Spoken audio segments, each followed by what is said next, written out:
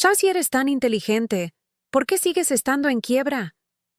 Las palabras me golpearon como una bofetada en un rostro que había olvidado cómo proteger. La voz de mi propia hija, impregnada de desprecio, resonó en la sala de estar de mi pequeño apartamento en Manhattan. Hoy, voy a contarles algo que nunca pensé que compartiría. Y si por un solo segundo esto les resulta familiar, solo les pido que den me gusta a este video y se suscriban. Me ayudará a seguir abriendo mi corazón. Soy Margaret.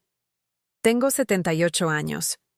Me pongo el mismo cardigan azul descolorido cada mañana porque todavía huele levemente al detergente de lavanda en el que me doy el lujo de gastar una vez al mes. Mis dedos recorren la tela gastada mientras me detengo ante la ventana de mi cocina, observando el desenfoque de taxis amarillos y peatones apresurados 22 pisos más abajo. La ciudad nunca duerme, y yo tampoco lo hago ya. No realmente. Mi apartamento es un estudio en el Upper West Side. Con renta controlada, gracias a Dios, pero apenas lo suficientemente grande para una cama individual, una cocineta más pequeña que la mayoría de los armarios, y una mesa que se tambalea cuando coloco mi café matutino. Las paredes son tan delgadas que escucho a la señora Chen discutiendo con su hijo en mandarín al lado, y a los estudiantes universitarios encima de mí, tocando música hasta las 3 de la mañana. Pero es mío, o al menos se suponía que lo era. Esta mañana comenzó como cualquier otra. Mi despertador, el mismo Westclox confiable que he tenido durante 30 años, zumbó a las 5:15, antes del amanecer, antes de que la ciudad despierte completamente. Me arrastré hasta el baño, mis zapatillas haciendo ese familiar susurro contra el piso de madera. En el espejo, vi lo que todos los demás ven. Una anciana con cabello plateado que se niega a mantener un rizo. Líneas profundas alrededor de ojos verdes que solían brillar, y hombros que parecen curvarse hacia adentro como si estuviera tratando de desaparecer. Pero no veo lo que solía ver. No veo a la mujer que crió a una hija sola en esta ciudad. No veo las manos que trabajaron en 3 empleos para pagar por clases de baile y campamentos de verano. No veo el corazón que perdonó cada palabra cruel, cada portazo, cada cumpleaños olvidado. Todo lo que veo es lo que mi hija ve, una carga. El teléfono sonó a las 7:30. Siempre suena a las 7:30. Nunca más temprano, nunca más tarde. Tan predecible como el horario del metro. ¿Mamá? La voz de Jessica llevaba ese familiar tono de impaciencia. ¿Recordaste transferir el dinero para las lecciones de violín de Emma? Emma es mi nieta. 12 años con la barbilla terca de Jessica y los ojos huecos de su padre. La amo feroz y desesperadamente, de la manera en que amas algo que temes poder perder. Las lecciones de violín cuestan $200 al mes. Mi cheque del Seguro Social es $863. Haz las cuentas. Lo haré hoy, dije, ya alcanzando mi gastada chequera en la mesa de la cocina. Entre facturas que amenazan con la desconexión y una chequera que muestra más rojo que negro, de alguna manera siempre encuentro el dinero. Siempre lo hago. Bien. Y mamá, no olvides la cena del domingo. Los padres de Tom vendrán. Tom es el esposo de Jessica. Un hombre que me mira a través como si estuviera hecha de vidrio. Sus padres me tratan como personal de servicio que habla demasiado fuerte y se queda demasiado tiempo. ¿Debería llevar algo? Pregunté, sabiendo la respuesta. Solo a ti misma. La línea quedó en silencio por un momento. En realidad, ¿podrías quizás hacer ese arroz que haces? ¿El de azafrán? Es caro cuando lo pedimos. El pilaf de arroz. La receta de mi madre. La que le enseñé a Jessica cuando tenía 8 años, de pie en una silla de cocina para poder alcanzar la estufa. Solía llamarlo el arroz mágico de la abuela Rose, y me suplicaba que lo preparara para su cumpleaños todos los años. Ahora es solo algo conveniente que puedo llevar para justificar mi presencia en su mesa. Por supuesto, cariño, dije. El término de cariño se sintió oxidado en mi boca. Después de que colgó, me senté en mi mesa mirando la pila de sobres que nunca parece reducirse. Factura de electricidad, vencida. Factura de teléfono, aviso final. Facturas médicas de mi medicamento para el corazón que el seguro solo cubre parcialmente. Y debajo de todo, estados de cuenta bancarios que no puedo soportar abrir. Porque sé lo que dirán. Sé lo que me ha costado mi bondad. La verdad es que no me he comprado ropa nueva en 2 años. La verdad es que como sándwiches de mantequilla de maní para la cena la mayoría de las noches, porque la carne es demasiado cara. La verdad es que le di a Jessica el pago inicial para su apartamento en Brooklyn, y he estado pagando su seguro de auto durante 3 años porque es solo temporal, mamá, hasta que nos estabilicemos. Pero no digo estas cosas. No las digo porque se supone que el amor de una madre no viene con recibos. Se supone que el amor de una madre no tiene límites, ni fronteras, ni fechas de caducidad. Se supone que el amor de una madre es infinito, incondicional, inquebrantable, incluso cuando te está matando. Pasé esa mañana como paso cada mañana, estirando mi cheque del Seguro Social como un caramelo, tratando de hacerlo cubrir todo lo que nunca estuvo destinado a cubrir. Llamé a la compañía eléctrica y negocié otra prórroga.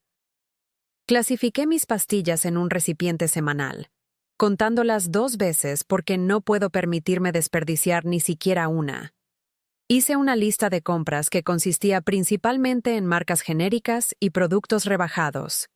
Al mediodía estaba agotada. No por el trabajo físico, sino por la gimnasia mental de la supervivencia. Por el cálculo constante de lo que puedo permitirme, lo que no puedo, lo que puedo posponer hasta el próximo mes. Por el peso de ser necesitada y resentida en igual medida. Decidí caminar a la tienda de comestibles en lugar de tomar el autobús. No porque quisiera hacer ejercicio, sino porque $2.75 ahorrados son $2.75 que puedo destinar a las lecciones de violín de Emma. El aire de noviembre era cortante contra mis mejillas, y me ajusté más el cardigan mientras navegaba por las aceras llenas de gente que se movía con un propósito y urgencia que ya no poseía. En la tienda, me encontré parada frente al azafrán, mirando el pequeño frasco de vidrio que costaba más de lo que gasto en comestibles en una semana. Pero Jessica esperaba su plato de arroz. Jessica contaba conmigo. Jessica notaría si no estaba del todo bien, ¿verdad? El cajero, un joven con ojos amables y una etiqueta con el nombre Marcus, me sonrió mientras registraba mis escasas compras. ¿Tiene una fiesta?, preguntó, asintiendo hacia el azafrán. Cena familiar, dije, y algo en mi voz debe haberme delatado porque su expresión se suavizó. Eso es bonito. No hay nada mejor que cocinar para las personas que amas. Personas que amas pero que no te aman de vuelta, pensé. Pero solo sonreí y conté el cambio exacto de mi monedero mientras la fila de clientes impacientes crecía detrás de mí. El camino a casa se sintió más largo de lo habitual. Mi bolsa de lona para compras se clavaba en mi hombro, y mis pies dolían en zapatos que estaban de moda hace 15 años. Subí los 4 pisos hasta mi apartamento, porque el elevador estaba roto otra vez, haciendo una pausa en cada descanso para recuperar el aliento. La señora Chen asomó por su puerta cuando pasé, ofreciendo su habitual sonrisa preocupada. ¿Estás bien, Margaret?, preguntó en su cuidadoso inglés.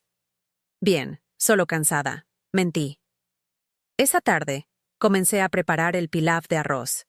Lavé cada grano con cuidado, como mi madre me enseñó, como le enseñé a Jessica.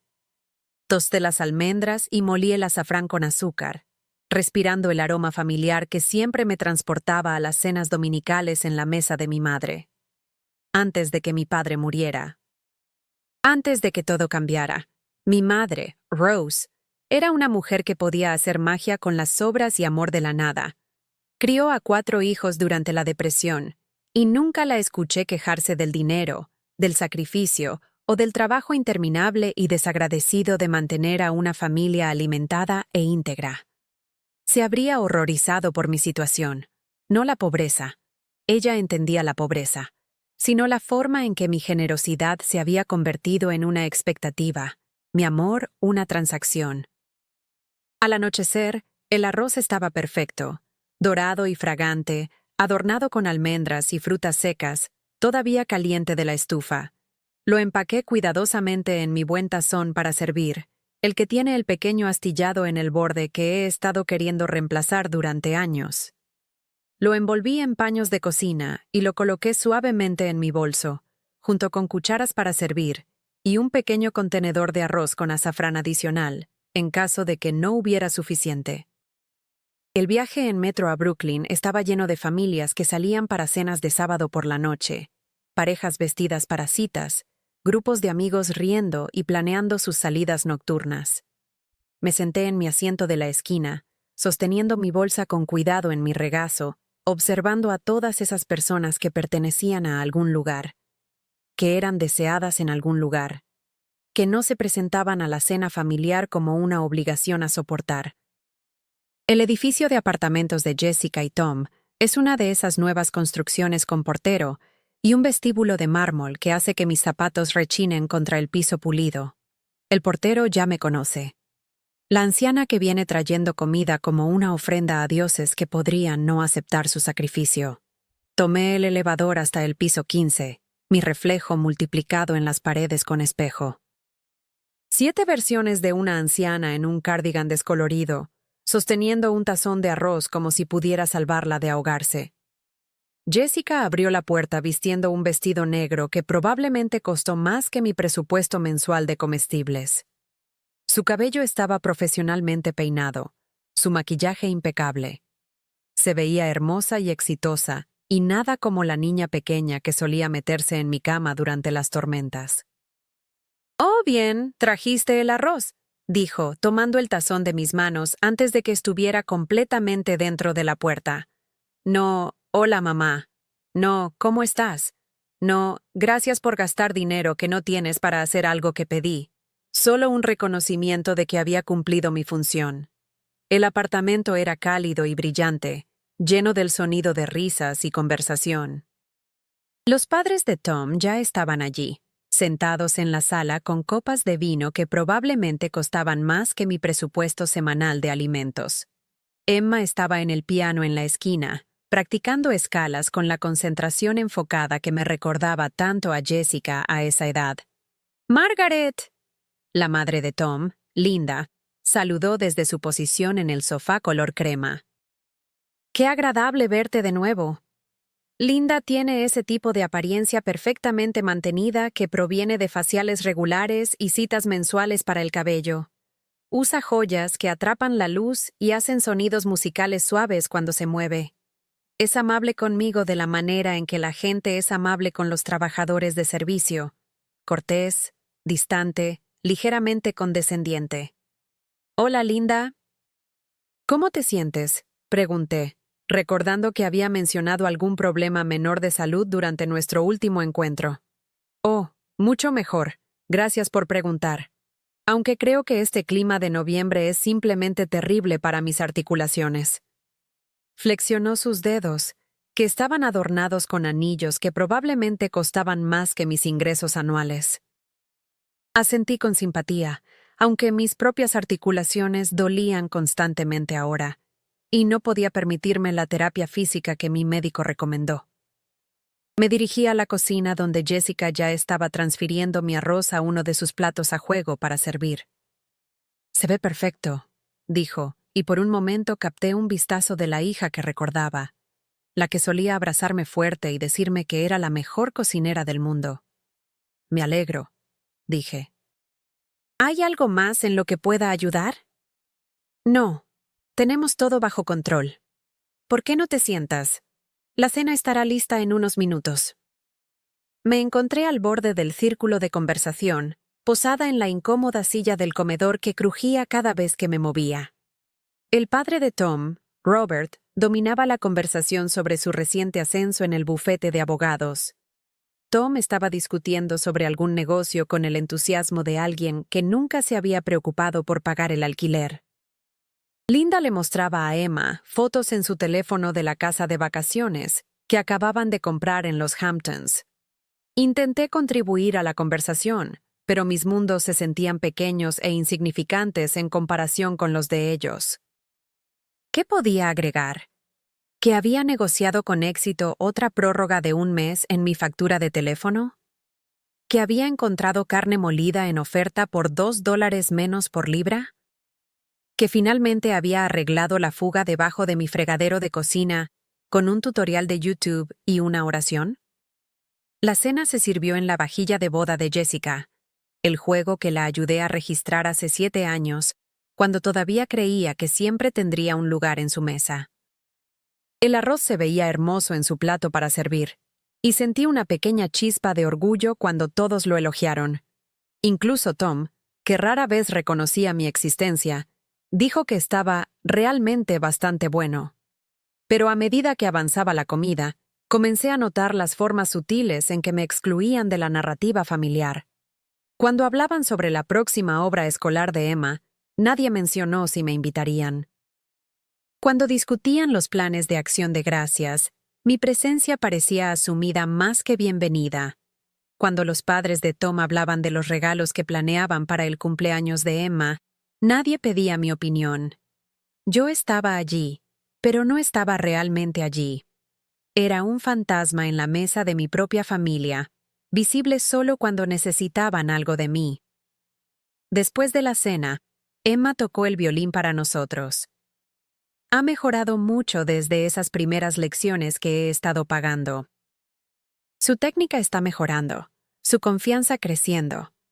Tocó una pieza de Bach, sus pequeños dedos moviéndose precisamente sobre las cuerdas, su arco extrayendo notas que llenaron la habitación con algo cercano a la magia. Realmente tiene talento, dijo Linda a Jessica, como si yo no estuviera sentada justo allí. Deberías pensar en lecciones privadas con alguien más avanzado. Ya lo estamos considerando, respondió Tom.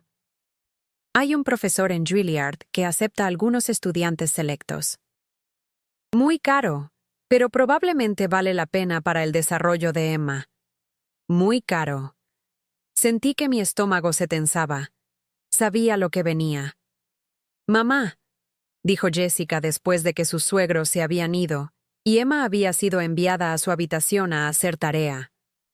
Necesitamos hablar sobre la educación musical de Emma. Me volví a sentar en la mesa del comedor, mis manos dobladas en mi regazo como un niño esperando ser regañado. El profesor de Juilliard cobra $500 por lección, dijo Tom, sin encontrarse con mis ojos. Creemos que sería una gran inversión en el futuro de Emma. $500 por lección. Hice un cálculo rápido en mi cabeza. Eso era más de la mitad de mi ingreso mensual. Eso era comestibles para 6 semanas.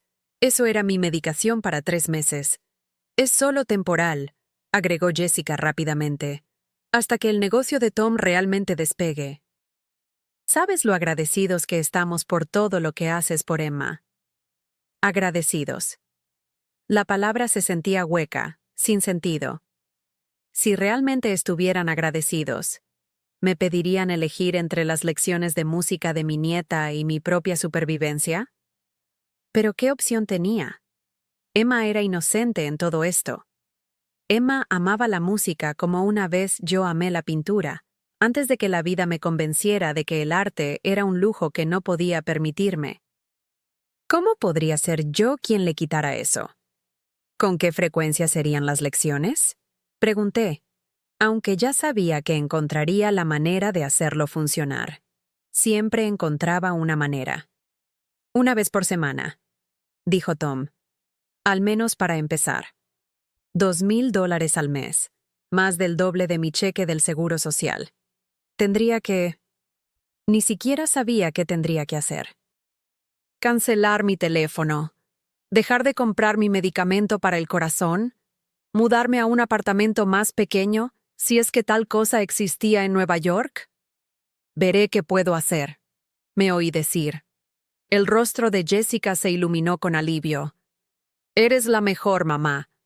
Emma es tan afortunada de tenerte como su abuela. Afortunada. Sí, Emma era afortunada de tener una abuela que se arruinaría económicamente por su futuro. Pero yo con quién tenía suerte de contar. Mientras me preparaba para irme, Jessica me acompañó a la puerta. Por un momento, pensé que podría decir algo, reconocer la enormidad de lo que estaba pidiendo. En cambio, besó mi mejilla con el mismo afecto casual que mostrarías a un vecino servicial. Gracias por la cena, mamá. El arroz estaba perfecto como siempre. El viaje en metro a casa pasó en un borrón de cálculos y creciente pánico. $2,000 al mes, además de los 200 que ya estaba pagando. Más el seguro del automóvil. Más las ocasionales emergencias que de alguna manera siempre se convertían en mi responsabilidad. Más los regalos de cumpleaños y los presentes de Navidad, y los útiles escolares, y los trajes de baile y todo lo demás que supuestamente requería ser una buena abuela. Entré en mi apartamento y me senté en mi mesa de cocina, mirando la pila de facturas sin pagar. Bajo la dura luz fluorescente, todo se veía más desaliñado de lo habitual. El linóleo gastado, los muebles rayados, los marcos de fotos que contenían imágenes de personas que me veían como un cajero automático con brazos. Fue entonces cuando lo vi. El estado de cuenta bancario que había estado evitando, escondido entre una oferta de tarjeta de crédito y un volante para un centro local para personas mayores. Lo abrí con dedos temblorosos, ya sabiendo que sería peor de lo que temía. El saldo de mi cuenta corriente, $47.32. El saldo de mi cuenta de ahorros, 0. La cuenta de ahorros estaba vacía, completamente vacía. $300,000 que mi esposo me había dejado cuando murió. Dinero que había estado administrando cuidadosamente durante 15 años para asegurarme de nunca ser una carga para nadie. Desaparecido. Cada centavo transferido durante los últimos 2 años a la cuenta de Jessica para varias emergencias que nunca parecían terminar. Me senté en la oscuridad durante mucho tiempo esa noche, escuchando los sonidos de la ciudad filtrándose a través de mis delgadas paredes. Sirenas y bocinas de autos y el rumor distante del metro. Los sonidos de una ciudad llena de personas que tenían algún lugar a donde ir. Alguien que las quería allí. Una vida que tenía sentido. ¿Cómo me había convertido en esta persona? ¿Esta versión hueca de mí misma que existía solo para servir a otros? ¿Cuándo se había vuelto mi amor indistinguible de mi cuenta bancaria? Pensé en mi madre, Rose, y lo que diría si pudiera verme ahora. Ella había criado a 4 hijos sin jamás hacer que ninguno de nosotros sintiera que le debíamos nuestras almas a cambio de sus sacrificios. Nos había amado ferozmente, pero no desesperadamente. Nos había preparado para la independencia, no para la dependencia. En algún momento había confundido el amor con el martirio. Le había enseñado a Jessica que mi valor se medía por mi disposición a vaciar mis bolsillos para su conveniencia. La había entrenado para que me viera no como una persona con necesidades y sueños y limitaciones, sino como un recurso para ser gestionado. Y ahora estaba en quiebra. 78 años y en quiebra. Viviendo del seguro social en un estudio, usando la misma ropa año tras año, comiendo sándwiches de mantequilla de maní mientras pagaba por lecciones de violín que costaban más que el alquiler de algunas personas. La peor parte no era el dinero, sin embargo. La peor parte era darme cuenta de que había comprado la tolerancia de mi hija, no su amor. Que cada dólar que le había dado de alguna manera la había hecho respetarme menos, no más. Que al tratar de ser la madre perfecta, me había convertido en la mujer invisible. Me hice una taza de té con una bolsita que ya había usado una vez esa mañana, y me senté junto a mi ventana mirando las luces de la ciudad. En algún lugar ahí fuera, la gente vivía vidas auténticas, tomando decisiones basadas en sus valores, no en sus miedos, estableciendo límites, diciendo no, siendo amados por quienes eran, no por lo que podían proporcionar. Por primera vez en años, me permití imaginar cómo se sentiría eso. A la mañana siguiente, domingo, me desperté antes que mi alarma otra vez. Pero en lugar de calcular inmediatamente cómo llegaría a fin de mes por otro mes, hice algo que no había hecho en años. Me quedé en la cama. Me subí la delgada manta hasta la barbilla y vi el amanecer pintar mi techo en tonos de rosa y dorado.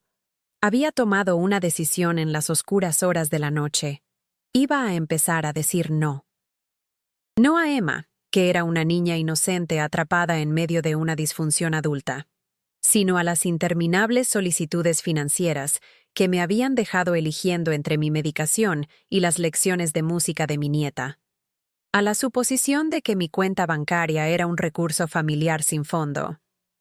A la idea de que el amor requería que yo desapareciera completamente como persona. El teléfono sonó a las 7:30, como siempre. ¿Mamá? La voz de Jessica llevaba su habitual impaciencia. Me olvidé de preguntar ayer. ¿Puedes cubrir el viaje escolar de Emma esta semana? Son $200, y estamos un poco ajustados ahora mismo.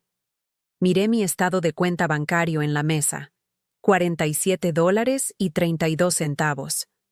No puedo, dije. El silencio al otro lado se estiró tanto que me pregunté si la llamada se había cortado.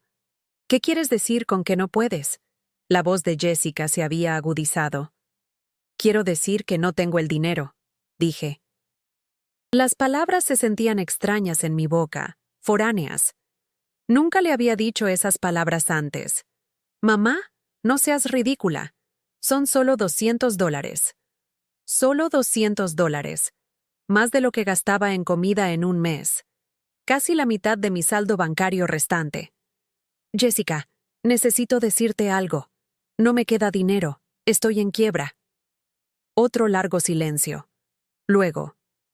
¿De qué estás hablando? Tienes el dinero del seguro de vida de papá. Tenía, corregí. Tenía ese dinero. Te lo he dado todo en los últimos 2 años. Cada centavo. Eso es imposible. Puedo mostrarte los estados de cuenta bancarios. Pero... Su voz se apagó, y por primera vez en años, Jessica parecía genuinamente sin palabras. Pensé que querías ayudar. Quería ayudar. Quiero ayudar. Pero no puedo ayudar más porque no queda nada para dar. Entonces, ¿qué se supone que haga con el viaje de Emma? No, lo siento, mamá. No, no tenía idea. No, gracias por todo lo que ya has hecho. Solo pánico inmediato sobre lo que esto significaba para su propia conveniencia. No lo sé, dije. Pero no puedo resolverlo por ti. Jessica colgó sin despedirse. Me senté en las secuelas de esa conversación, sintiéndome como si acabara de saltar de un avión, sin saber si mi paracaídas se abriría, aterrorizada y exaltada en igual medida. En una hora, mi teléfono sonaba de nuevo. Esta vez era Tom. Margaret, Jessica está realmente molesta, comenzó sin preámbulos. Dais que te niegas a ayudar con las actividades escolares de Emma.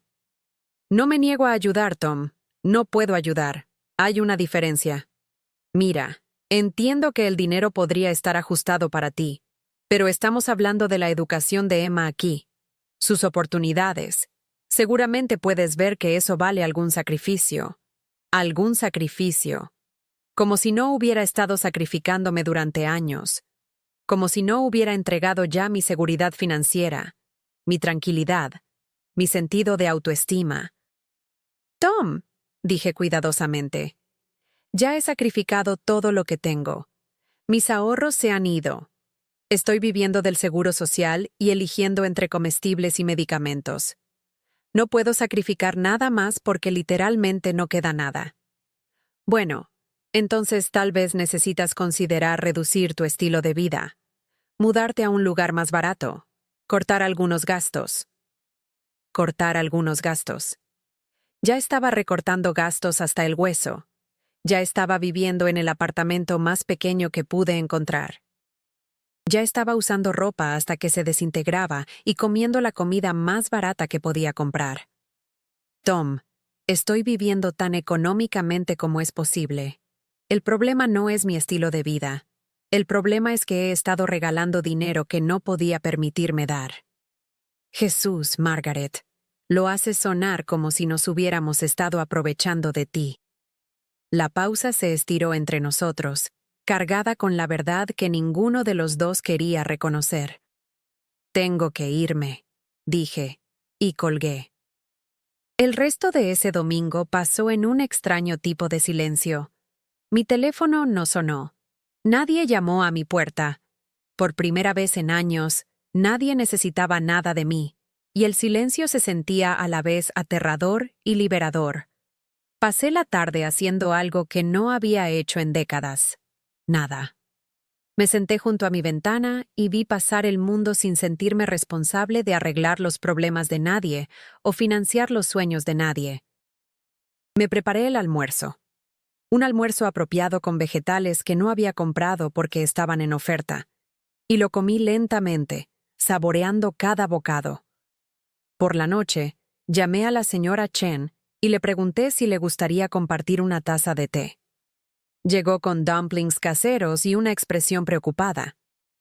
«Te ves diferente hoy», dijo mientras nos sentábamos en mi pequeña mesa. «Triste, pero también... ¿más ligera?» Le dije a mi familia que ya no puedo darles dinero. Dije. «Ah». La señora Chen asintió sabiamente. ¿Y cómo respondieron? «Mal».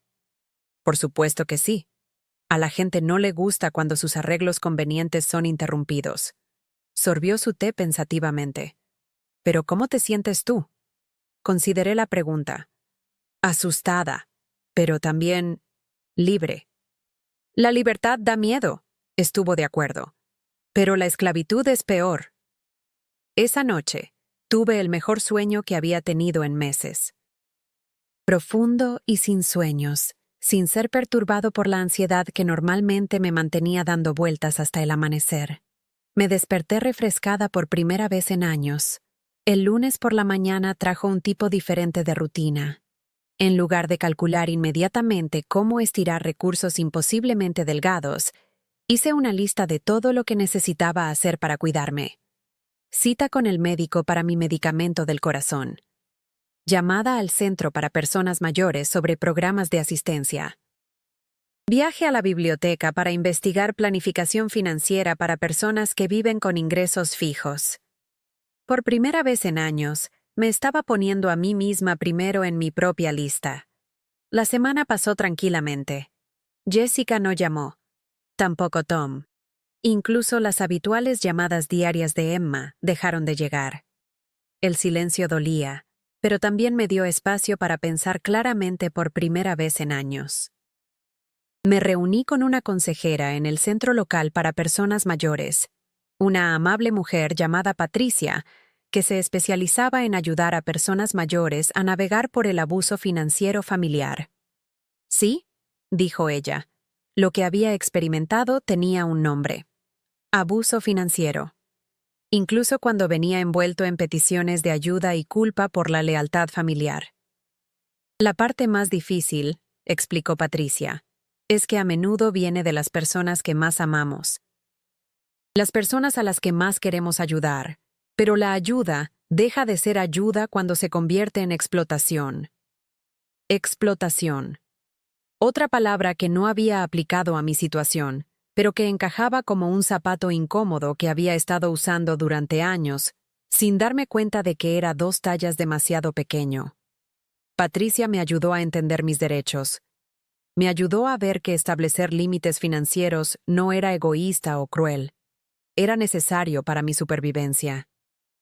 Me conectó con recursos legales y grupos de apoyo para personas mayores que enfrentaban situaciones similares. Por primera vez desde que mi esposo murió, comencé a sentir que tenía aliados. 2 semanas después de nuestra conversación telefónica, Jessica se presentó en mi apartamento. Se veía cansada, estresada y más joven que sus 35 años.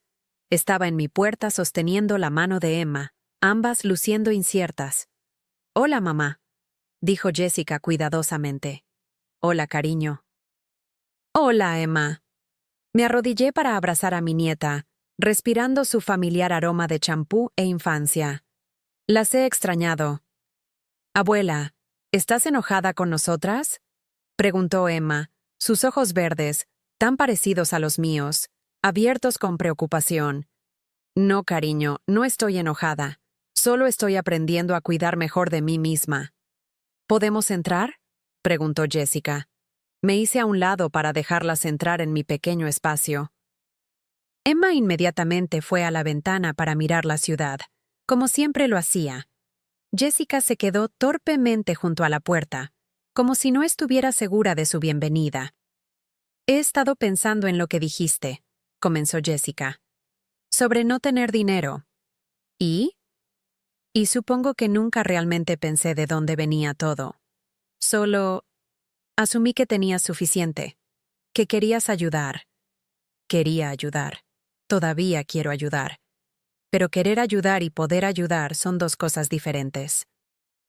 Jessica se sentó en mi mesa, sus dedos trazando la superficie marcada. Tom piensa que deberíamos pedirle dinero a sus padres en su lugar. ¿Qué piensas tú? Estuvo callada por un largo momento. Creo que he olvidado cómo resolver mis propios problemas. Cada vez que surgía algo, simplemente te llamaba, y siempre decías que sí. Porque te amo. Lo sé. Pero tal vez el amor no se supone que funcione de esa manera. Era la primera vez en años que Jessica había reconocido que nuestra relación se había desequilibrado. La primera vez que asumía la responsabilidad por su parte en ello. Mamá, lo siento, dijo, y pude ver lágrimas en sus ojos. Siento haber tomado tanto. Siento no haber preguntado cómo estabas. Siento no haber visto cuánto estabas sacrificando. Alcancé su mano a través de la mesa. Gracias por decir eso. ¿Podemos tratar de encontrar una manera diferente de hacer esto? ¿Una manera que no te lastime? Me gustaría eso. Emma sintonizó nuestra conversación desde su posición junto a la ventana. ¿Realmente estás en quiebra, abuela? Lo estoy, cariño. Pero está bien. A veces estar en quiebra te ayuda a descubrir lo que es realmente importante. ¿Mi violín es importante? Miré su pequeña cara seria, tan sincera y preocupada. Tu violín es muy importante, Emma. Pero no más importante que asegurarme de poder comprar comida y medicinas. Ella asintió solemnemente, como si esto tuviera perfecto sentido para su cerebro de niña de 8 años. Tal vez podría tomar menos lecciones, sugirió, y tal vez podría hacer tareas para ganar dinero para las que sí tomo. De la boca de los niños. Mi nieta había entendido instintivamente algo que sus padres habían olvidado, que todo cuesta algo, y todos deberían contribuir con lo que pueden. Jessica y yo pasamos la siguiente hora hablando de cambios prácticos.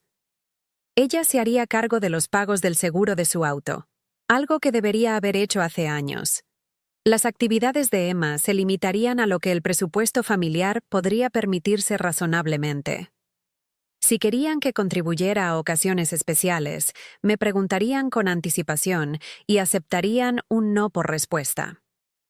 Lo más importante, comenzaríamos a tener cenas familiares regulares nuevamente, pero en mi apartamento, donde el pilaf de arroz venía con amor en lugar de obligación. No fue una conversación perfecta. Hubo momentos de tensión, actitud defensiva, sentimientos heridos en ambos lados. Pero fue honesta de una manera que nuestra familia no ha sido en años. Después de que se fueron, me senté en mi tranquilo apartamento sintiendo algo que casi había olvidado. Esperanza. Ese fin de semana, hice algo que no había hecho desde que era una mujer joven. Fui a una tienda de artículos de arte. Compré un pequeño juego de acuarelas, un bloc de papel y algunos pinceles. Nada caro o elegante. Seguía en quiebra, después de todo. Pero lo suficiente para recordar lo que se sentía crear algo por el puro placer de la creación. Pinté mi vista desde la ventana. El horizonte de la ciudad al atardecer. Toda luz dorada y sombras moradas. No era muy bueno. Mis manos estaban fuera de práctica, y las pinturas baratas no se mezclaban como recordaba. Pero era mío, hecho para nadie más que yo, sin más propósito que hacer que algo hermoso existiera en el mundo. La señora Chen llamó a mi puerta mientras limpiaba mis pinceles. Miró la pintura y sonrió. «Muy bonito», dijo. «¿Eres artista?» «Solía serlo. Hace mucho tiempo». «Artista no es algo que solías ser. Artista es algo que eres, siempre. Solo lo olvidaste por un tiempo». Tenía razón. Había olvidado. En los años de cuidar a todos los demás, había olvidado que era una persona con mis propios intereses, mis propios talentos, mis propios sueños que no tenían nada que ver con las necesidades o expectativas de nadie más. Durante las siguientes semanas, establecí nuevas rutinas. Pintar por las mañanas. Caminatas en Central Park cuando el clima era decente. Llamadas regulares con Emma que no eran sobre logística o dinero, solo sobre su vida y la mía. Cenas ocasionales con la señora Chen y otros vecinos, que nunca había tenido tiempo de conocer realmente cuando estaba constantemente gestionando crisis familiares. También me uní a un grupo de apoyo en el centro para personas mayores. Otras 12 personas, en su mayoría mujeres, que se habían encontrado en situaciones similares. Hijos adultos que habían aprendido a ver a sus padres como bancos en lugar de personas. Familias que confundían el amor con el apoyo financiero. Padres que habían regalado su seguridad en nombre de ayudar, solo para encontrarse peor y no más apreciados. Las historias eran desgarradoras y familiares, pero también había fuerza en esa habitación. Personas que habían aprendido a establecer límites. Personas que habían reconstruido sus vidas y su autorrespeto. Personas que demostraron que era posible amar a tu familia sin sacrificar tu propio bienestar.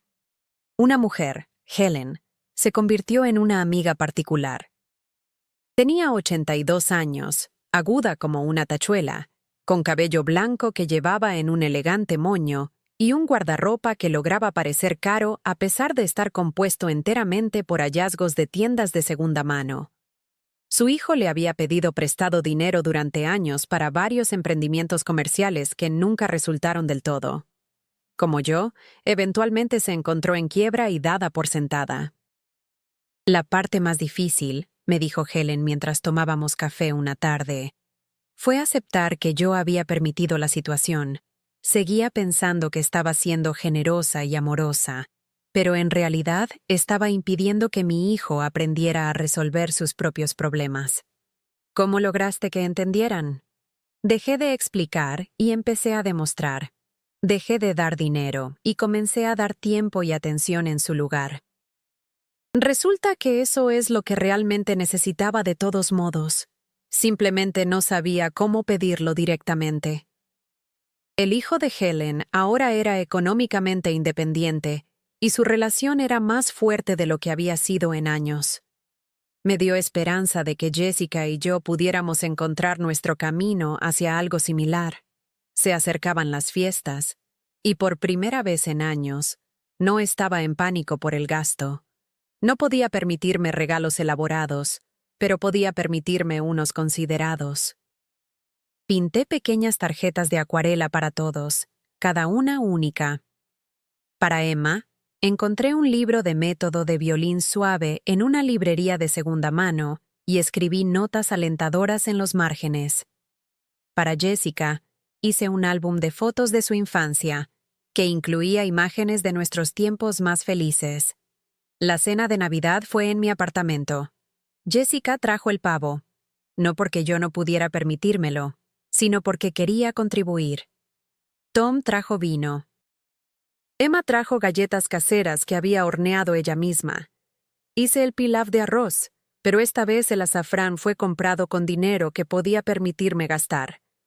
La conversación también fue diferente. En lugar de hablar alrededor del dinero y las obligaciones, hablamos sobre el progreso de Emma en la escuela, los proyectos de trabajo de Jessica, mi pintura, los planes de Tom para comenzar a entrenar béisbol de ligas pequeñas. Hablamos como una familia que disfrutaba de la compañía del otro, no como personas que cumplían con deberes incómodos. Después de la cena, Emma pidió ver mis pinturas. Le mostré las pequeñas acuarelas en las que había estado trabajando, escenas de la ciudad, naturalezas muertas de mi mesa de cocina, experimentos abstractos con color y luz. «Estas son realmente buenas, abuela», dijo con el tipo de entusiasmo sin complicaciones que solo los niños pueden mostrar. «¡Deberías venderlas!». Jessica miró las pinturas con más cuidado. «Mamá, estas realmente son encantadoras. No tenía idea de que fueras tan talentosa». «Siempre he pintado», dije. «Solo que dejé de hacerlo por un tiempo». «¿Por qué?». «Porque pensé que el arte era egoísta. Porque cada dólar que gastaba en pinturas podría haber ido a las necesidades de otra persona. Porque había olvidado que tenía permitido tener intereses que no servían a otras personas». «Supongo que me distraje», dije en cambio. Esa noche, después de que se fueron, reflexioné sobre cuán diferente se había sentido esta festividad de las de años anteriores. Había menos abundancia en términos de dinero gastado, pero más riqueza en términos de conexión real. Menos obligación y más elección. Menos resentimiento y más afecto genuino. Todavía estaba en quiebra. Eso no había cambiado. Pero ya no estaba siendo quebrada por mis circunstancias. Estaba aprendiendo a vivir dentro de mis posibilidades, mientras también vivía como yo misma. La primavera trajo nuevos desarrollos. El profesor de violín de Emma, el asequible, no el instructor de Williard, sugirió que Emma estaba lista para audicionar para la orquesta juvenil. Era gratuito participar, financiado por subvenciones y donaciones, y le daría a Emma la instrucción avanzada que necesitaba sin arruinar económicamente a nadie. Jessica recibió un ascenso en su trabajo, uno que venía con suficiente aumento de salario para finalmente hacerse cargo de las responsabilidades financieras que debería haber estado manejando todo el tiempo. El negocio de Tom sí comenzó a tener éxito, gradualmente, y con el tipo de progreso constante que proviene de la persistencia más que de los atajos. Lo más importante, nuestras relaciones familiares comenzaron a sanar. No porque hubiera reanudado mi papel como el cajero automático de la familia, sino porque había dejado de cumplir esa función. Jessica tuvo que aprender a presupuestar y planificar y tomar decisiones difíciles sobre prioridades. Tom tuvo que encontrar sus propias soluciones a los desafíos financieros en lugar de asumir que alguien más lo rescataría. Emma aprendió que querer algo y poder tenerlo no eran lo mismo. Estas eran lecciones que debería haber insistido años antes, pero nunca es demasiado tarde para comenzar a enseñar a las personas que amas a tratarte con respeto. En mayo, tuve mi primera exposición de arte. No en una galería. Eso todavía estaba más allá de mis medios y probablemente de mi nivel de habilidad. Pero la señora Chen organizó una pequeña exhibición en la sala comunitaria de nuestro edificio. Exhibí 20 de mis acuarelas favoritas, y para mi asombro, la gente vino. Vecinos que apenas conocía pasaron a mirar y comentar. 3 pinturas se vendieron, no por mucho dinero, pero por lo suficiente para comprar mejores pinturas y todavía tener comestibles para la semana. Emma fue mi partidaria más entusiasta, trayendo a sus amigos de la escuela para ver el arte de su abuela. Jessica me ayudó a colgar las pinturas y diseñar pequeñas etiquetas de precio. Tom, incómodo pero intentándolo, elogió mi uso del color y admitió que nunca había sabido que yo tenía talento artístico. El momento más significativo llegó cuando Helen llegó con un pequeño ramo de flores y una amplia sonrisa. «Mírate», dijo, apretando mis manos. «Hace 6 meses eras invisible, incluso para ti misma. Ahora mírate, una artista con una exposición». Tenía razón. Hace 6 meses había estado desapareciendo, no solo financieramente, sino como persona. Me había vuelto tan enfocada en satisfacer las necesidades de todos los demás que había olvidado que tenía algunas propias. Había amado a otros tan desesperadamente que había dejado de amarme a mí misma por completo. El viaje de estar en quiebra y quebrada a estar en quiebra pero completa no había sido fácil. Todavía había momentos de soledad. Todavía veces cuando me preocupaba por el dinero. Todavía días cuando cuestionaba si había hecho lo correcto al establecer límites con mi familia. Pero también había mañanas en las que me despertaba emocionada por pintar. Tardes en las que esperaba con ansias mi propia compañía. Conversaciones con Emma que eran acerca de sus intereses y los míos, no acerca de lo que podía comprarle. Cenas con Jessica donde hablábamos como amigas, no como acreedor y deudor. Todavía vivía del seguro social en un estudio, todavía comprando con cuidado y eligiendo marcas genéricas en la tienda de comestibles. Pero ya no me avergonzaba de estas limitaciones. Ya no estaba tratando de ocultar mi realidad financiera o fingir que podía permitirme cosas que no podía. Lo más importante, ya no medía mi valor por cuánto podía regalar. Una noche a finales del verano, estaba pintando en mi mesa de cocina cuando Jessica llamó. No a las 7:30 de la mañana con una petición, sino al principio de la noche solo para hablar. «Mamá», dijo, «he estado pensando en algo». ¿En qué? Antes, cuando te llamaba sobre dinero todo el tiempo, no creo que realmente estuviera llamando porque necesitaba el dinero. ¿No? Creo que estaba llamando porque necesitaba saber que todavía te importaba. Pero no sabía cómo pedir eso directamente, así que pedía dinero en su lugar. Y cuando me lo dabas, sentía que eso probaba que me amabas.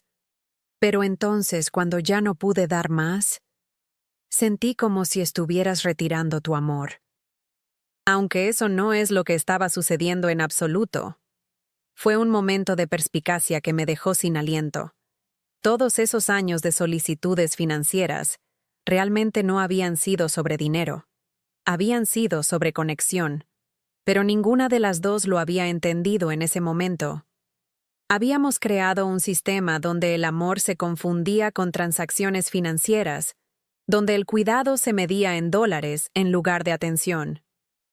Te amo independientemente de lo que pueda permitirme darte, dije. Siempre lo he hecho. Ahora lo sé, pero no lo sabía entonces. Lamento que me haya tomado tanto tiempo entenderlo. Ambas tuvimos que aprender algunas lecciones difíciles. Sí, pero me alegro de que lo hiciéramos. Nuestra familia es mejor ahora, ¿verdad? Más honesta. Tenía razón. Nuestra familia estaba mejor. No más rica, no más impresionante desde fuera, pero más saludable y más honesta. Habíamos aprendido a tener relaciones basadas en el afecto en lugar de la obligación, en la elección en lugar del hábito, en el respeto en lugar de suposiciones. Esa noche, trabajé en una nueva pintura. Esta era diferente de mis habituales paisajes urbanos y naturalezas muertas. Esta era un autorretrato, algo que nunca había intentado antes. Me pinté como era ahora, de cabello plateado y con arrugas, vistiendo mi cardigan azul descolorido que finalmente había aceptado que no iba a reemplazar pronto. Pero pinté mis ojos brillantes de interés, mis manos firmes y capaces, mi expresión tranquila en lugar de ansiosa. No era una pintura hermosa en ningún sentido convencional, pero era verdadera. Era yo tal como realmente era. Una mujer que había aprendido la diferencia entre amar a otros y perderse a sí misma. Una mujer que había encontrado su camino de regreso desde el borde de la invisibilidad. Una mujer que estaba en quiebra, pero no quebrada. Cuando terminé la pintura, la apoyé en mi mostrador de cocina y la miré por largo tiempo. Luego llamé a Helen. «Me pinté a mí misma», le dije. «¿Y qué viste?» «Alguien que vale la pena conocer». «Bien», dijo. «Esa es la pintura más importante que harás jamás». Cuando llegó el otoño de nuevo, marcando un año completo desde que mi crisis financiera había llegado a su punto crítico, reflexioné sobre todo lo que había cambiado. Todavía vivía en el mismo pequeño apartamento, todavía recibía el mismo cheque del seguro social, todavía compraba con cuidado y presupuestaba para cada gasto. Pero ya no tenía miedo.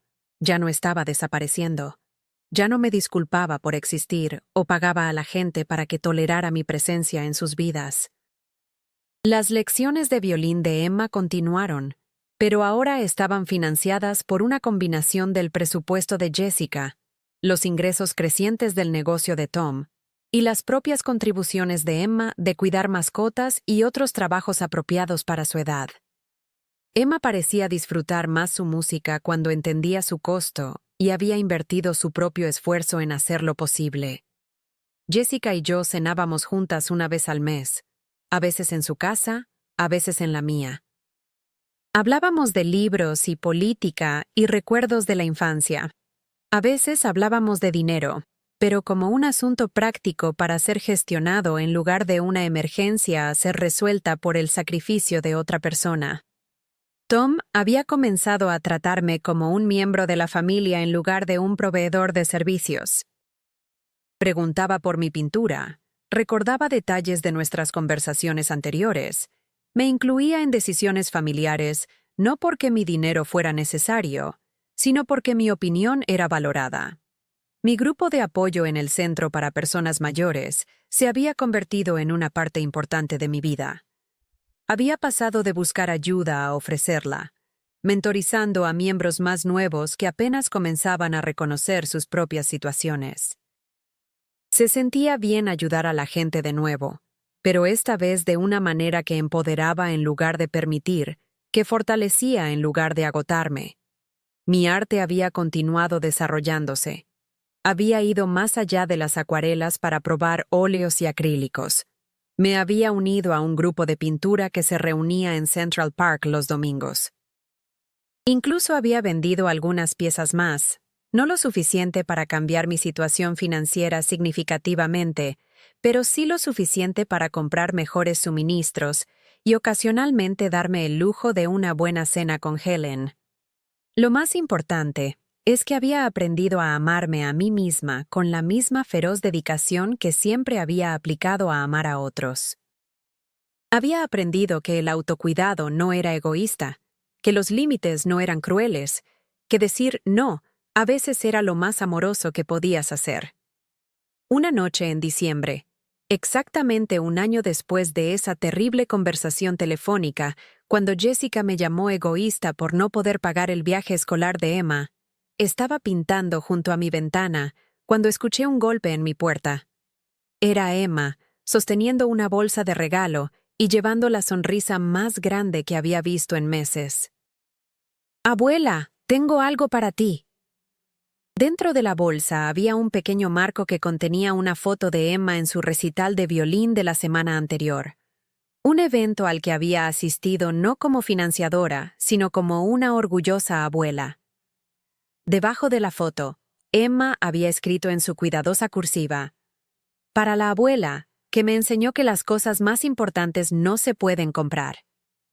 La abracé fuertemente, respirando su familiar aroma y maravillándome de cuánta sabiduría podía caber en una persona tan pequeña. «Gracias, cariño. Este es el regalo más hermoso que alguien me ha dado jamás». «¿En serio?» «En serio. Porque me muestra que entiendes lo que más importa». ¿El amor? El amor, pero no cualquier tipo de amor. El tipo de amor que no cuesta nada pero significa todo. Jessica apareció en la puerta, habiendo seguido a Emma escaleras arriba. Miró la escena. Su hija en mis brazos, ambas llorando lágrimas felices, y sonrió. «Trajimos comida china para llevar», dijo. «¿Tienes hambre?» «Muerta de hambre», dije, secándome los ojos. Extendimos los contenedores sobre mi pequeña mesa y comimos contenedores de plástico, hablando y riendo y disfrutando de la compañía del otro. Nadie me pidió dinero. Nadie esperaba que resolviera sus problemas. Nadie me trató como si estuviera allí en tiempo prestado o aprobación condicional. Era solo Margaret, abuela, madre, artista, amiga, una persona con mi propia vida e intereses y opiniones. Una persona que importaba no por lo que podía proporcionar, sino por quién era. Más tarde esa noche, Después de que Jessica y Emma se habían ido a casa, me senté junto a mi ventana mirando las luces de la ciudad. Las mismas luces que había mirado fijamente un año antes en desesperación, preguntándome cómo me había vuelto tan invisible para las personas que decían amarme. Ahora esas mismas luces se veían diferentes, no como faros de vidas más exitosas de otras personas, sino como recordatorios de que la ciudad estaba llena de personas encontrando sus propios caminos a través de circunstancias complicadas. Personas aprendiendo lecciones difíciles y tomando decisiones difíciles y descubriendo cómo amar a otros sin perderse a sí mismas. Tomé mi pincel y comencé a trabajar en un nuevo lienzo. Este sería mi obra maestra. Podía sentirlo. No porque fuera técnicamente perfecta o comercialmente exitosa, sino porque sería completamente verdadera. Estaba pintando mi historia. La historia de una mujer que lo entregó todo y descubrió que todo no era suficiente.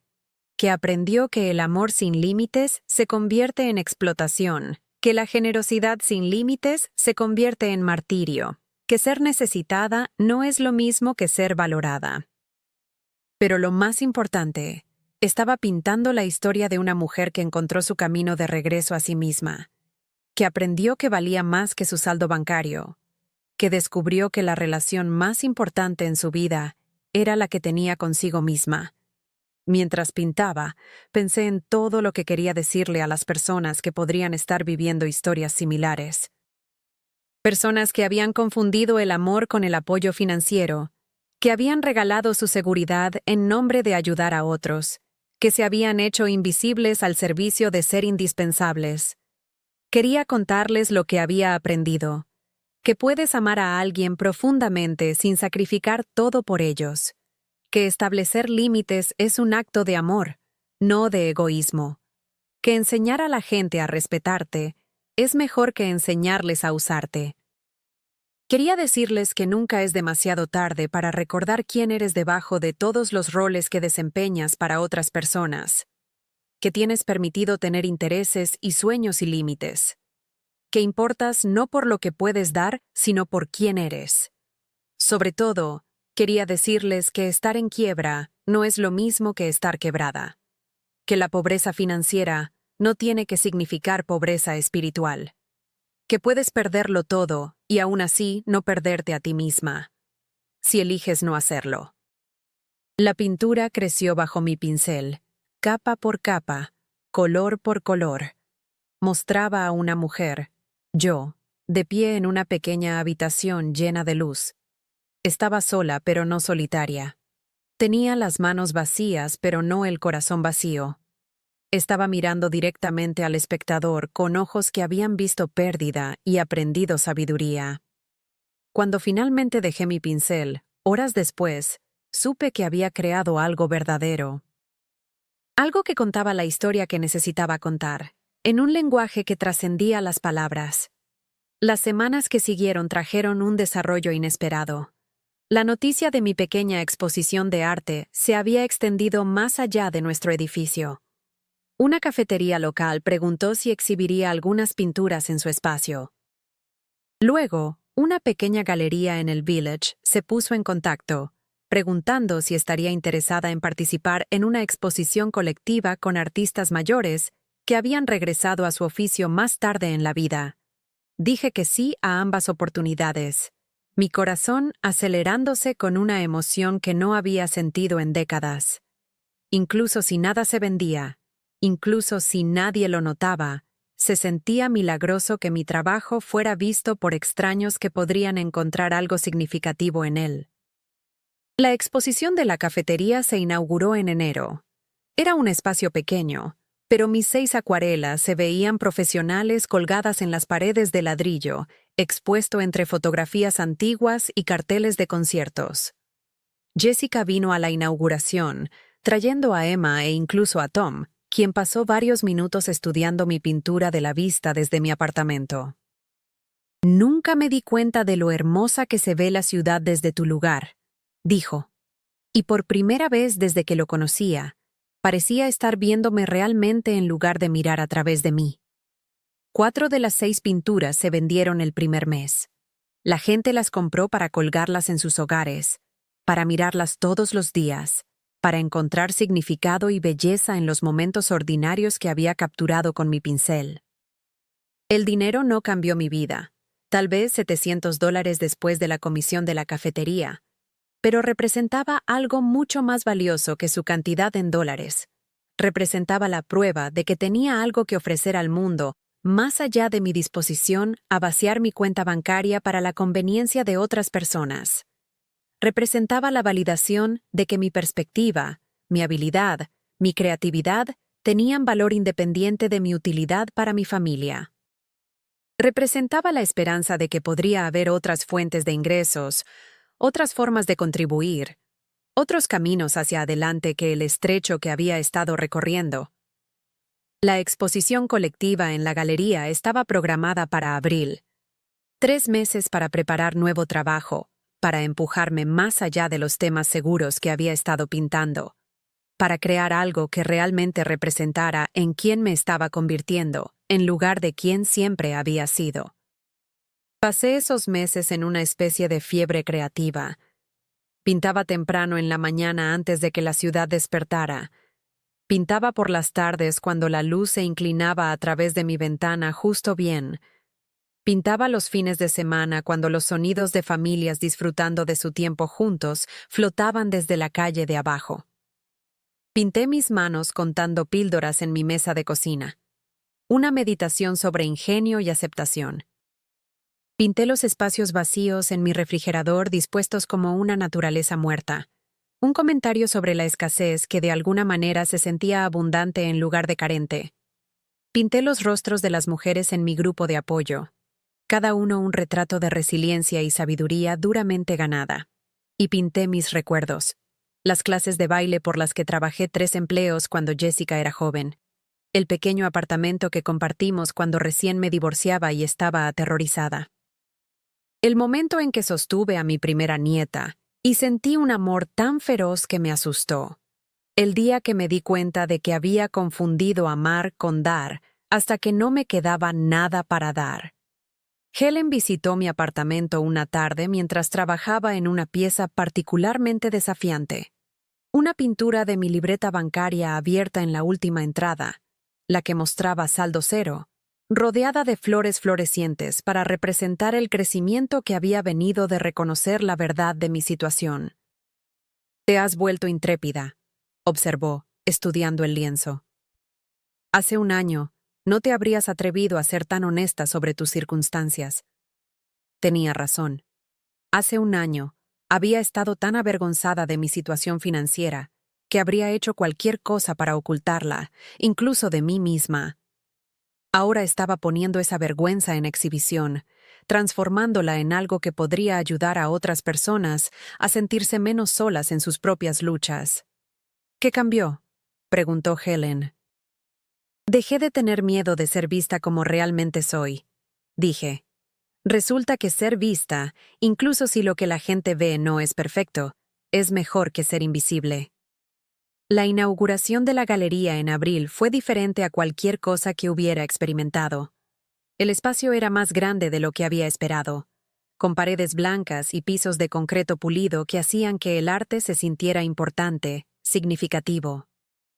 Mis 7 piezas estaban dispuestas en una esquina, parte de una exposición más grande que incluía el trabajo de otros 15 artistas que todos habían encontrado o regresado a sus voces creativas más tarde en la vida. Emma llevaba su mejor vestido y se comportaba con la seria dignidad de alguien que asiste a un evento muy importante. Jessica había tomado tiempo libre del trabajo para estar allí. Tom trajo a sus padres, quienes parecían genuinamente impresionados por la calidad y profundidad emocional del trabajo. Incluso la señora Chen vino, vistiendo un vestido negro formal que nunca había visto antes y radiante de orgullo como si yo fuera su propia hija. Pero el momento que me dejó sin aliento llegó cuando una joven, probablemente de unos 20 años, se me acercó cerca de la pintura de mis estantes de despensa vacíos. «Disculpe», dijo. «¿Es usted la artista que pintó esto?». Asentí, repentinamente nerviosa por lo que podría decir. Quería agradecerle, continuó. He estado apoyando económicamente a mi familia durante años, y me ha arruinado emocional y financieramente. Pero nunca se lo dije a nadie porque estaba avergonzada. Ver esta pintura, saber que alguien más ha estado donde yo estoy, me hace sentir menos sola. Me dio su número de teléfono y preguntó si conocía algún grupo de apoyo para personas en situaciones similares. La conecté con Patricia en el Centro para Personas Mayores, extendiendo la cadena de ayuda que había salvado mi propia vida hacía poco más de un año. 3 de mis pinturas se vendieron esa noche. Más que eso, fueron vistas por docenas de personas que pasaron tiempo mirándolas, pensando en ellas, encontrando sus propios significados en las historias que había tratado de contar con color y luz. El periódico local envió a un crítico que escribió sobre la exposición con particular atención a lo que llamó la honestidad implacable de los retratos de Margaret Chen sobre el abuso financiero de ancianos. Nunca había pensado en mi trabajo en esos términos, pero ver la frase impresa se sintió como una validación de que lo personal realmente podía ser político, que las historias individuales podían iluminar problemas sociales más amplios. La primavera se convirtió en verano, y mi vida se asentó en nuevos ritmos que se sentían sostenibles en lugar de desesperados. Pintaba la mayoría de las mañanas, daba largas caminatas en Central Park por las tardes, y pasaba las noches leyendo o visitando vecinos o hablando por teléfono con Emma sobre su progreso en la orquesta juvenil. Jessica y yo habíamos establecido una tradición mensual de cocinar juntas en mi apartamento, ambas contribuyendo con ingredientes e ideas, ambas limpiando juntas después. Nuestras conversaciones se habían profundizado más allá de la logística y las emergencias para incluir nuestros sueños, nuestros miedos, nuestros recuerdos del pasado y esperanzas para el futuro. Tom me había sorprendido al preguntarme si le enseñaría a pintar. Su negocio iba lo suficientemente bien como para que tuviera tiempo para pasatiempos de nuevo, y dijo que ver mi trabajo le había hecho sentir curiosidad sobre el proceso creativo. Nos encontrábamos cada 2 sábados por la mañana, instalando caballetes junto a mi ventana y trabajando lado a lado mientras Emma practicaba violín en el fondo. Fue durante una de estas sesiones de pintura que Tom dijo algo que cambió la forma en que entendí todo lo que había sucedido. «Margaret, te debo una disculpa», dijo, sin levantar la vista del lienzo donde estaba luchando con las proporciones de una taza de café. «¿Por qué?» «Por tratarte como un banco en lugar de una persona. Por asumir que como eras generosa, podíamos aprovechar esa generosidad indefinidamente». Hizo una pausa, limpiando pintura amarilla de su pincel. «Creo que tenía miedo de que si no necesitábamos tu dinero, tal vez no querrías ser parte de nuestra familia». Era el tipo de perspectiva que podría haberme enojado si no hubiera hecho ya el trabajo de procesar mi propio papel en la creación de las dinámicas que casi destruyeron nuestras relaciones. En cambio, me entristeció por todos los años que habíamos desperdiciado en transacciones, cuando podríamos haber estado construyendo conexiones genuinas. «Entiendo», dije. Creo que yo tenía miedo de lo mismo, que si dejaba de ser útil, tal vez no me querrían cerca. Eso nunca fue cierto. Ahora lo sé, pero no lo sabía entonces. Pintamos en cómodo silencio por un tiempo, ambos absortos en el trabajo meditativo de mezclar colores y hacer marcas que gradualmente se resolvían en formas reconocibles. Las escalas de violín de Emma proporcionaron una banda sonora que se sentía como el sonido de la competencia siendo construida nota a nota cuidadosa. El aniversario de un año de mi punto de quiebre financiero llegó en noviembre. Lo marqué no con tristeza, sino con una pequeña celebración personal. Me compré un ramo de flores, no caras pero frescas y hermosas, y me preparé una cena apropiada con ingredientes que podía permitirme sin ansiedad. Abrí una botella de vino que había sido un regalo de un vecino que compró una de mis pinturas. Había sobrevivido al año más difícil de mi vida y salido del otro lado no solo intacta, sino transformada. Había aprendido que perderlo todo podía ser el comienzo de encontrarte a ti mismo, que decir no podía ser más amoroso que decir sí, que ser suficiente para ti mismo era la base para estar genuinamente disponible para otros. Cuando se acercaba el invierno, recibí un correo electrónico que habría parecido imposible apenas 2 años antes. Una pequeña editorial especializada en memorias de mujeres mayores quería saber si estaría interesada en escribir un libro sobre mi experiencia con el abuso financiero familiar y la recuperación.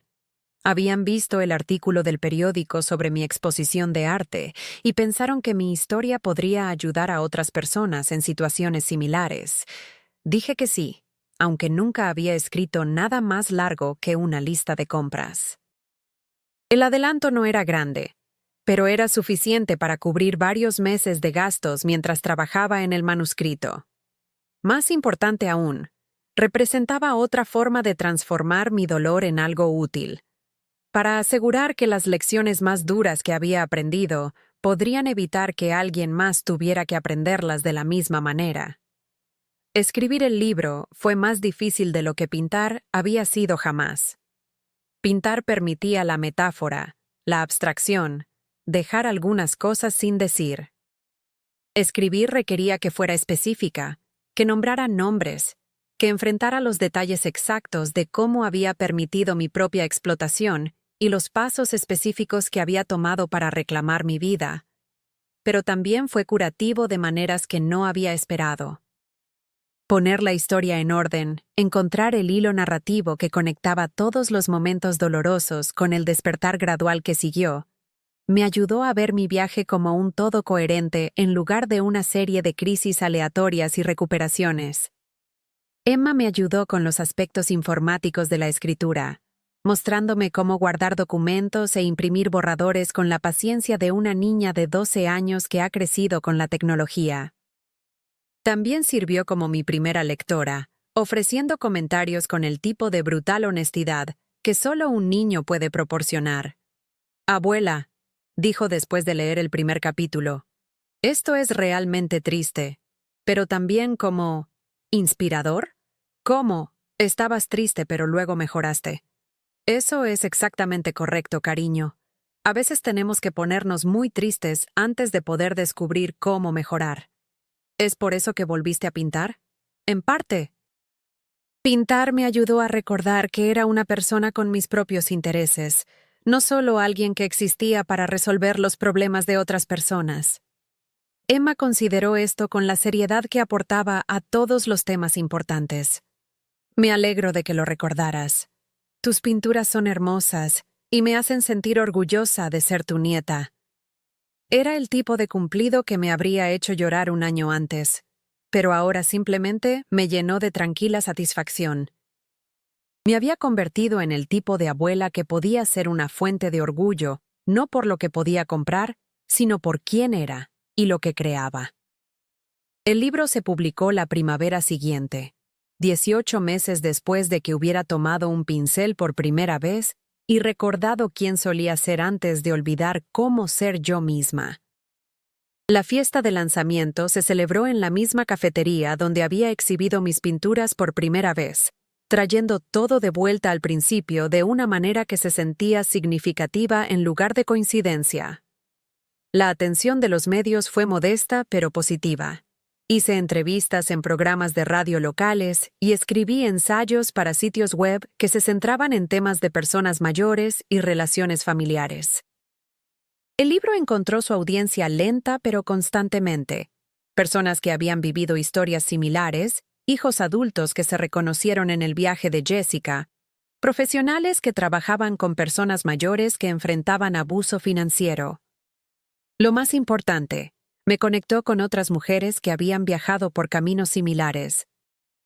Recibí cartas de lectores que me agradecían por hacerlos sentir menos solos, que compartían sus propias historias de aprender a establecer límites con hijos adultos, que habían encontrado el coraje para buscar ayuda después de leer sobre mi experiencia.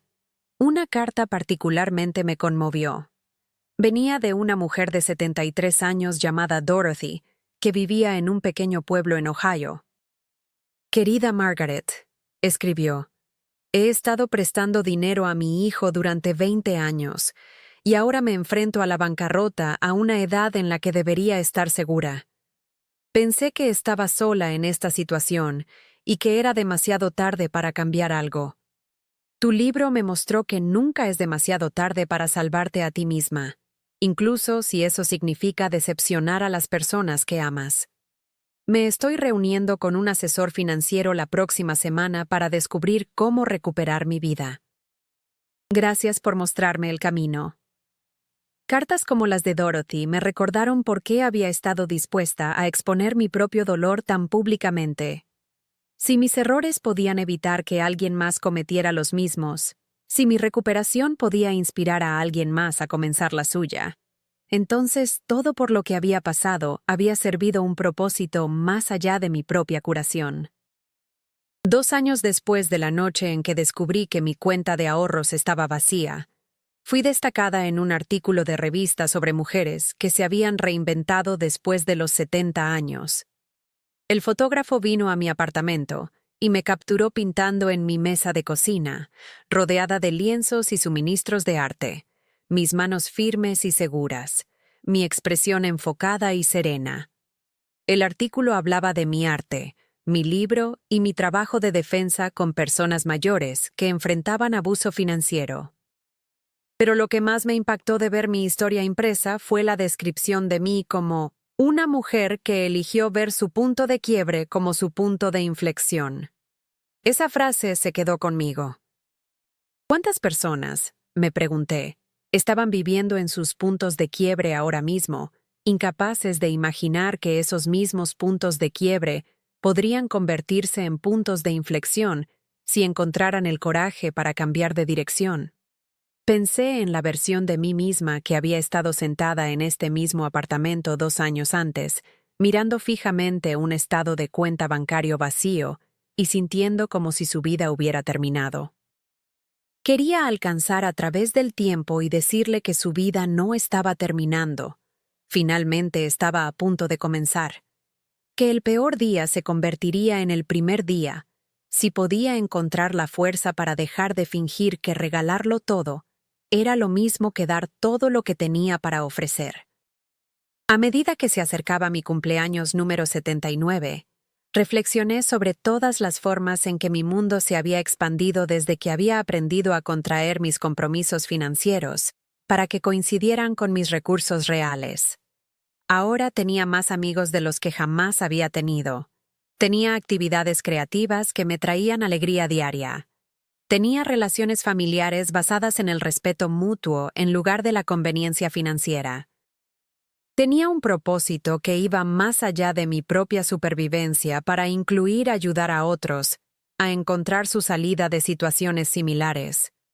Lo más importante, había recuperado mi sentido de identidad. Sabía quién era aparte de mis roles como madre, abuela y recurso financiero. Sabía lo que valoraba, lo que disfrutaba, lo que haría y no haría. Conocía mis límites y los hacía cumplir con amor en lugar de ira.